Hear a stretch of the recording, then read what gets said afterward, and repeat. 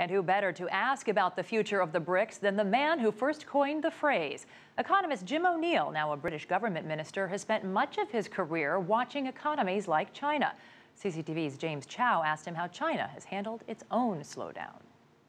I think the leadership that the Chinese authorities showed back in 2010 on beginning to prick what was clearly the risk of a property bubble was very impressive.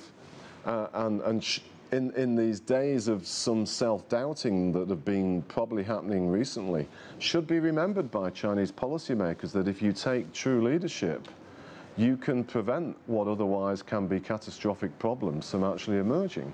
So with respect to the financial uncertainty, my view is that it demonstrates a classic phrase in finance, they call it the elevator up but the escalator down.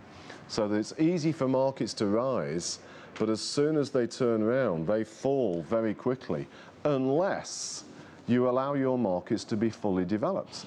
And I think the key message to me is that China needs to boost the liquidity and the depth of its financial markets, and to make sure there are lots of different choices that face Chinese individuals. So the famous retail Chinese investor doesn't rush from one perceived never going to lose money that ends in a bubble to something else, and so they have a whole array of different investment alternatives, as we see in other developed parts of the world. For this past decade at least, the conventional thinking has been that the world has gone through an economic downturn, that we're still limping from that the emerging economies went up and now they've got problems, as we said, right now.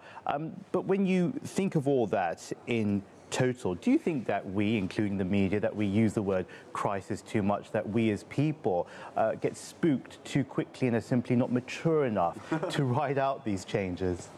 I think in the modern world of 24/7 media, there is always a need for media to opine about something, and there is a danger of us all collectively getting sucked into that. However, I think the more substantive thing I would say is that having gone through finance for close to 35 years, there are always going to be crises, but what I can never guarantee when the next one will be. What I would guarantee is that you are always going to emerge from a crisis. And the absolute key is what anybody learns when you go through the crisis.